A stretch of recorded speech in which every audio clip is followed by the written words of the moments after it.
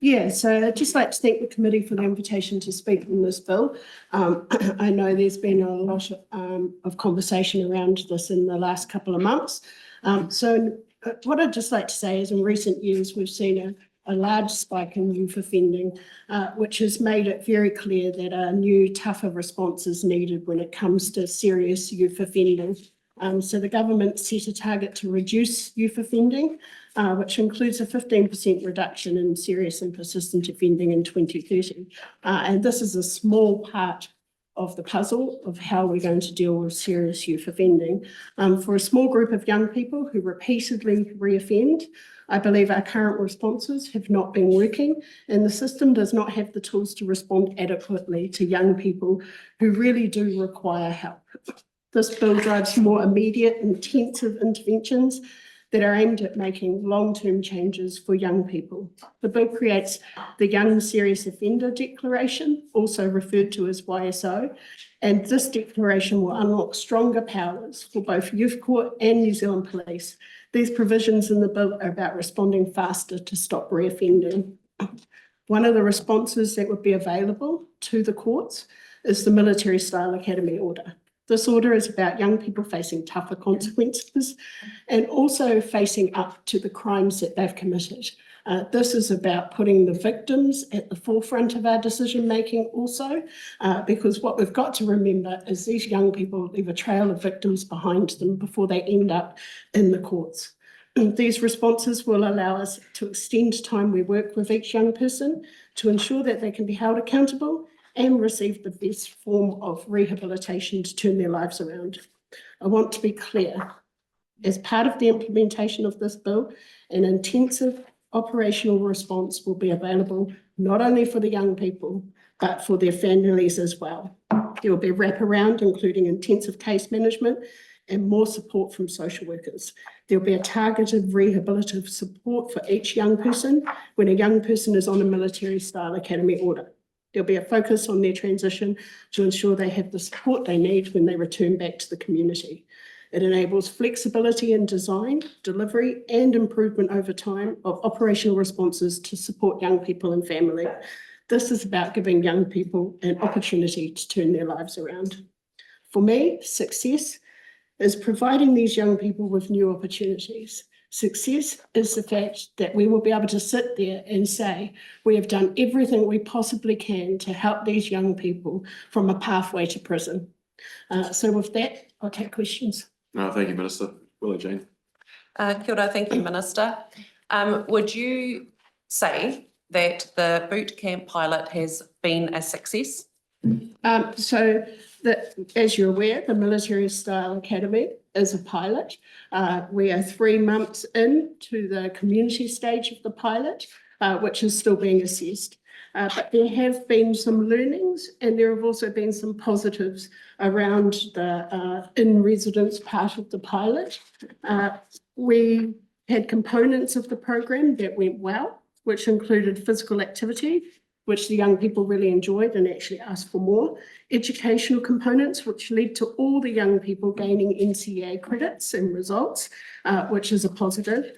Life skill development, do-it-yourself skills, and hearing from guest speakers and from community organisations that came in and worked with the young people. Early indications from the in-residence program, which was completed. There were no incidences of young person on young person harm, and there was also no incidences that I'm very concerned about, which is actually quite interesting, because with this cohort, we generally do find that putting a group of young people together that have serious offences, there are usually incidences that happen. So that was a positive. Minister, has the program led to less recidivism? We cannot say that yet, as the pilot is still continuing. So how can you be putting it into law if the pilot has not been completed yet? Because what we do know is that what we were doing was not working, and what we can't afford to do is not do anything. Well, that's the point of a pilot. to But you're find putting it out into law. what We're works considering and the what law. doesn't work. This is why we've left room for movement in operational practices so that we can improve along the way and change operational practices if they are not doing what we need them to do. Have there been any further reoffending or arrests since we spoke on this last year? Look, the Military Style Academy is progressing. Yes or no? We're 3 months in. There'll be an Has there update been? once the review of that is happening. The reviews are in the planning stage at the moment, and there'll be more to say about Why that in can the you not future. say if there has been This any is- more this- reoffending? This is question, about Tamatha. talking about this bill in particular. This bill entrenches Yep. those boot New- camps. there You is can't new- tell new me if question, they are Tamatha. successful or not. New Has question, there been new any question. reoffending? Hi, Jane. New question, Tamatha. Morena Minister. My questions Sounds like a yes. are around. First, I want to understand the label of young serious offenders. So I was interested to know what research have you seen around the psychological impact on labelling young people as young serious offenders, referring to them as YSOs, and the impact and sort of self-fulfilling prophecy that can create for young people? Yep, and I appreciate that. So the point of the serious youth offender is for us to understand which young people fit into this category so that we can put into place the tools and the resources that we need to help them. It's not about labelling them and condemning them. It's the opposite. It's about these are the cohort of young people that we know haven't had the care that they've needed in the past, and that we will reinforce that. And we're hoping that's a positive, that they'll know that we can kick in support for not only them, but for their whānau. So having a conversation with the young people, many of them say that their family has never had that help. And so this YSO category will enable that help. So hopefully that will be a positive for them, and we'll be reinforcing that. When you come under this category, it's not only the help there for you, but for your whānau. Thank you, Minister. And I just have another one on the uniforms, because obviously the bill puts into law that people in boot camps might have to wear uniforms.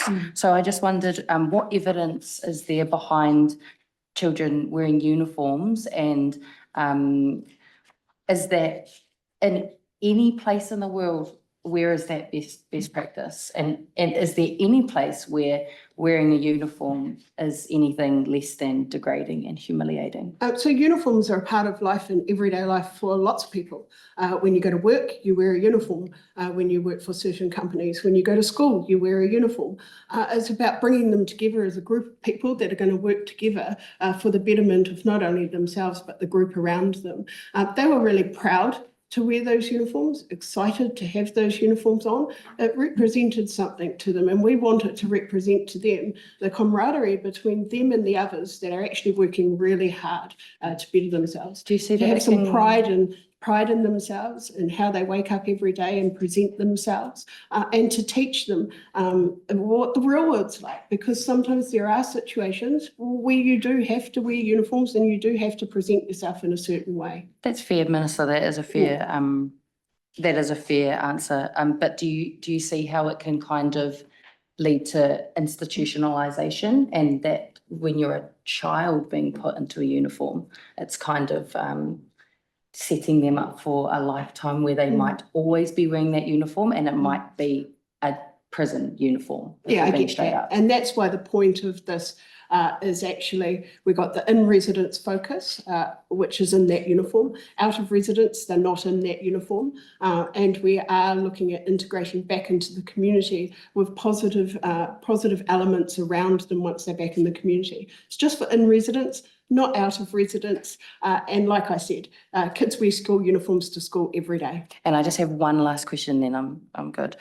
Safeguards. Yep. So obviously this bill gives a lot of powers to the police to prevent people who are absconding, and it also gives pretty significant powers to third-party providers of these boot camps.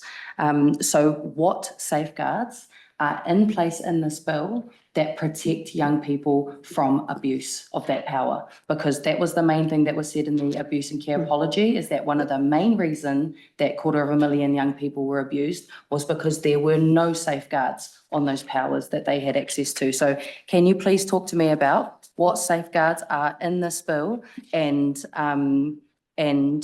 if they're not there or they're not strong enough, what work have you been doing to make sure that those safeguards are in place to protect Mariki from people who will abuse that power? Yeah, and that's a really reasonable question, because we have had that report into abuse and care. We have to be really clear that the abuse and care, yes, there were no safeguards in place, especially around the camps that young people were sent to. They were isolated with no way for young people to actually reach out for help or say something bad was happening to them. And that's horrific. And actually reading through that was quite traumatic in itself, let alone knowing that somebody went through that. But there's a big difference to how these will be run. They'll be run in a residential facility that has the ability for people to come and assess the residents without notice. We have Mana Mokopuna, we have the Independent Children's Monitor, we also have the Ombudsman, and we also have grievance panels that young people can reach out to. There's multiple avenues that young people can reach out to. There's also very strict compliance when it comes to any incidences of harm, where if they have to use force for any reason, or they have to put young people into a space to be calmer, that is written, that it is really important that we are keeping track of absolutely everything that is going on within that residence. They keep good records of whenever something happens, whenever there's any harm, to the point when it comes down to the fact that one of the injuries that was recorded was just a cut finger, but that was recorded. We need to know everything that is going on. New question, Mariameno. Mr. Chair. Minister Karen. Te nuinga o ngā mokopuna I roti te, the majority of young people, it seems to me, sadly, that have now been categorized. So, and the reason, because I'm using your words, the category is, and you said, and they're categorized by. Now, all of that type of language is, it's all around institutionalization, which is a killer. And it's a killer for Māori in particular, and young Māori, mokopuna Māori.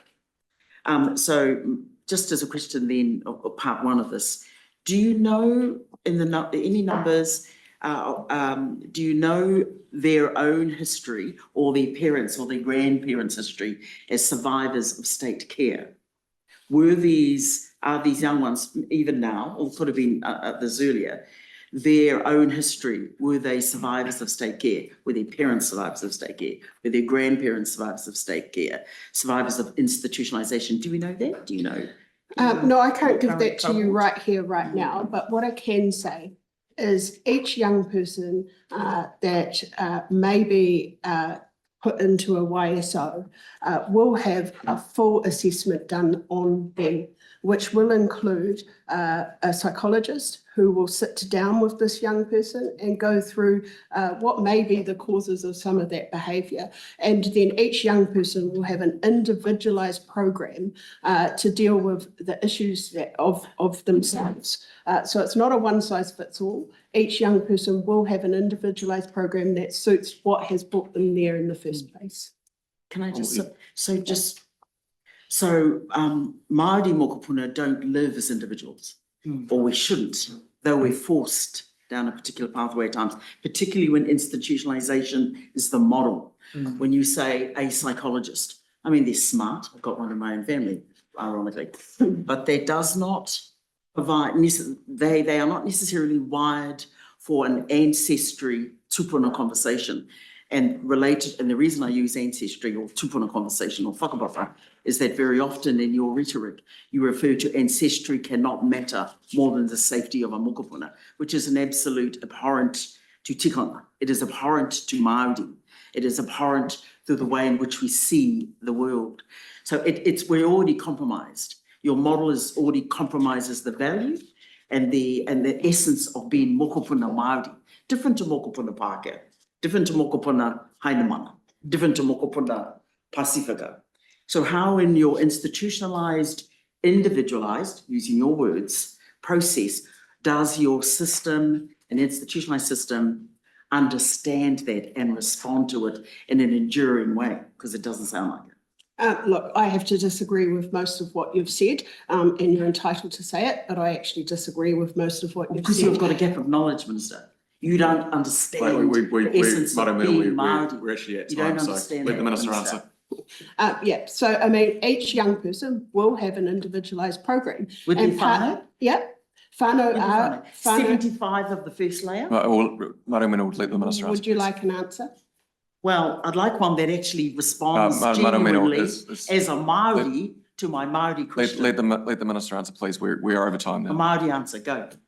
There's no I such te reo thing Māori, as niki a, mai te reo Māori. okay, Minister, I'm asking for it in Māori. let the Minister, I wondered if she could Mariameno, manage that. please, no more interruptions. yeah, so what you've asked is whether a Māori young person that comes into the waiso will have a Māori or te ao Māori approach to how we wrap around them. The answer is yes. We will have local iwi, we will have whānau, and we will have a program that is designed to their needs and their wants. So the answer is yes, there will be a te ao Māori approach if that is what is needed. Because it works. Thank you very much, Minister. We are over time. Appreciate your time this morning. That's Kore ta whenua.